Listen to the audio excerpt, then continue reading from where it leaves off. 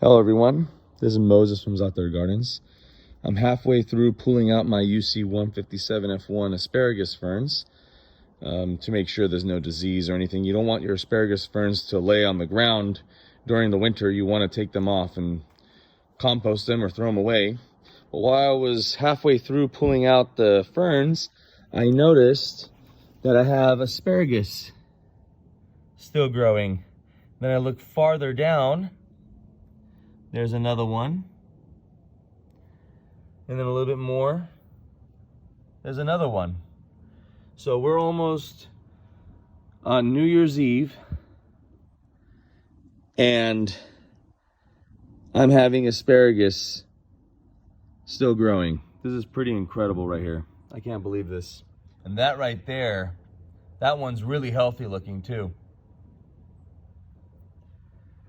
Happy gardening, everyone.